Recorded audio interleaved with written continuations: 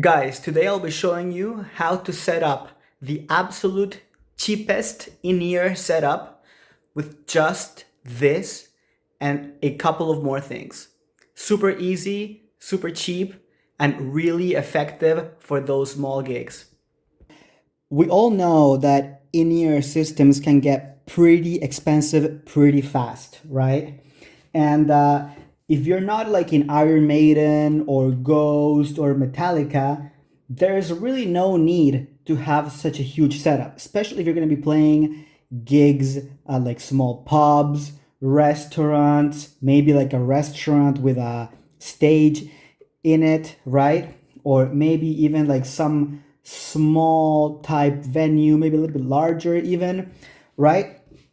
But the thing is, let's say you go to play at a decent venue, chances are they're going to have their own in-ear setup there with the sound guy setting everything up for you, right? So you don't really need to buy some kind of crazy expensive system if a lot of places will have them. So the best thing you can do is get one of these boards, something very simple, and we're going to connect our instruments here. While we're connecting them, we're going to split the signal of each one of them, and one signal will go to the board, this one, which will be our in-ear board right here, and the other signal, right, the second part, will go to the front of house, which somebody else will take care of. Or if you're taking care of it, then you'll be taking care of it, but it's not going to be the same one as this one. Right? So this, your whole band will connect right here. And it's much simpler than you think. So let's start with how we would do this with a small band, for example, vocals, maybe some kind of saxophone here, guitars, bass, drums, maybe like an octopad or something like that, or electronic drum kit or something, and a backing track. I'll be talking about the backing tracks in a little bit at the very end of the video to see how that would work. So let's start by seeing how we would connect the vocals, right? Very important for a band, obviously. And you can adjust this as you wish for your type of band, small band, of course. So here I have this Helicon vocal processor, which of course, adds some effects, some reverb, some auto-tune, some correction, and some EQ.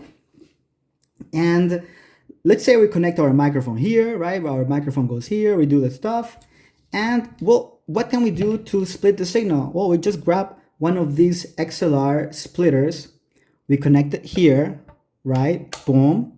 And then from here, you get two signals, right? So one of these will go, for example, this one will go to the board. How does it work? Like this, right? We go to the board, our in-ear board, and then this other cable here will go, for example, to the front of house, right? So we would be connecting this with some kind of extension cable to the front of house. So you're not going to touch this cable, but you're going to touch this one here, right? This is where you're going to connect your vocals to. And then here, of course, you can regulate the volume, maybe even do some EQing, gain, whatever, all that stuff, right? Now, in the band, we also had a saxophone player, and he was connecting to this channel right here. So the same idea. He also had one of these, but for the saxophone, right? And then from here, do the exact same thing and connect here. Of course, you don't need just a saxophone player to connect here. You can have any other instrument, maybe like second vocals or something like that, right? You still have this channel right here. You'll be doing the exact same thing. You would be connecting this one, of course, like here, and the other channel will go, or the other signal will go to the front of house. Very simple. Now, what about guitars, right? What about guitars? Well, I have here a cable which is coming from my multi-effects processor, right? I'm not using any amps whatsoever. This is straight mono out from my Ampero 1, which is an effects processor, like a modeling amp or something. And now for the guitar here, we're going to be splitting the signal in two as well. So this is coming from my multi-effects pedal board. And with this DI box, it could be any DI box really, what you're going to do is connect it here in the input, right? And here you're going to see that you have two outs. You have this out here, right? XLR, like a little bit bigger for longer cable runs. And you will have this one, which is like an output, which is like a parallel, I guess, to this. So this one goes in and comes out. And here you also have the transformed signal to XLR, right? So the cable here, the one that comes out from this one, will go to the guitar signal right there, right? And the XLR version of this will go to the front of house. So in that way, it's very simple. Now, what about the bass? Well, we also have a bass here, and it's going to be the exact same thing. Sometimes a bass player in my band, he does not use an amp, so instead he goes straight to like a compressor pedal or something like this. And the same thing, the cable that comes out from the pedal, right, will go to the input here. This cable, this out here, like a parallel one, will go straight to the bass, to the line input right here. And from the other side of this DI box, it will go straight to the front of house. And you're not going to touch that, as we said before. Well, now that we have our guitars and basses, our guitar and bass ready, well, what about the drums, right? How do we connect the drums to our board here if there are so many microphones and everything? Well, you will not. Because if you're playing small gigs or a small stage, you will hear the drums no matter what. So you don't really need to worry about it so much, right? You're not in Metallica or Iron Maiden running around stadiums or something like that. So you're not going to connect the drums to this board.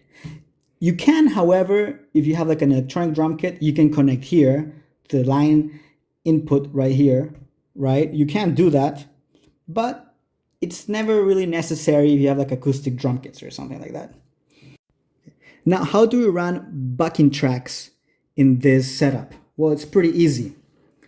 First of all, once you connect this USB cable to your iPad with the backing tracks or any system like that, I use an iPad, and you're gonna get two signals from the backing track. You're gonna get, for example, the one here with a click track, and the one here without a click track, right? So the signal with the click track from the left side or right side or something is going to go to your in-ear monitoring board right here, right?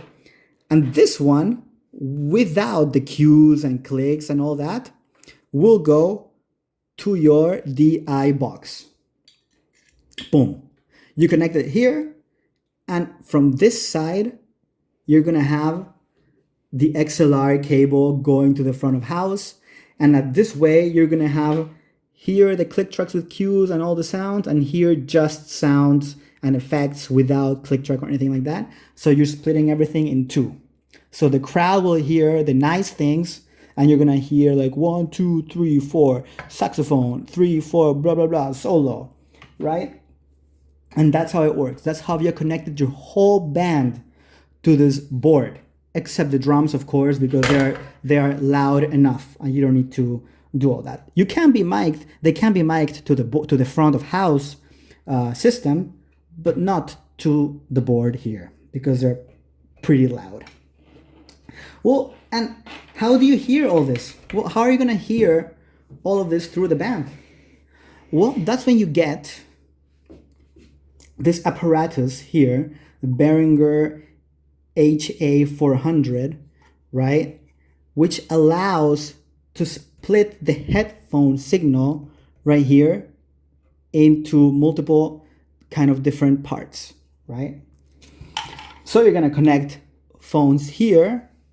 It's gonna be like a stereo cable, right, with two rings on it, not like a guitar cable, which is just one mono. No, you're gonna connect it. So from here, one cable to this input right here, right, where you're gonna get all the signals, all the sounds from here, all the sounds that are coming here from the guitar, from the bass, from the backing tracks. Oh, and also when it comes to the drums, chances are your vocal mic is gonna pick up the drums, so there is no need to be miking that stuff.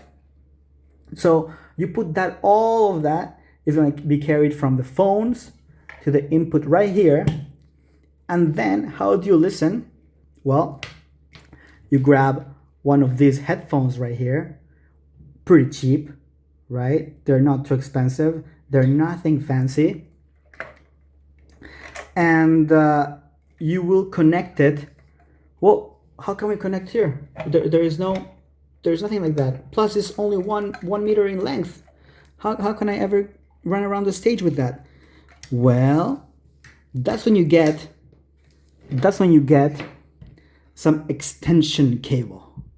Like this is like 5 meters or something. Plenty of length for the kind of shows you're gonna be playing, if you know what I mean.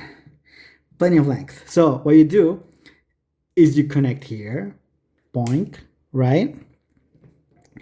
And the other side will go here to one of these inputs. I will choose L because that's my name, Luciano, right? So you connect here. These are the other guys in the band who are not even in the band anymore, but that's the idea, right? So each person has their own volume, right? So you select your volume, what you want, and of course, a little bit lower here, you can select the volume of all the instruments that you have that you've connected. And with that being said, you can have a pretty cheap setup for not too much money. You can get this stuff used. You can get DA boxes, also used. And obviously these headphones right here, they're not too expensive and they're not too good. But the important part is that the crowd, that the people hears the music well. And these are just like little guidelines. If you know your guitar sounds good, you don't need the most fancy thing because you just need to know where you are with the band. And you don't need to hear your whole guitar setup like a studio record. You can just play your music while knowing that the crowd is having a good time.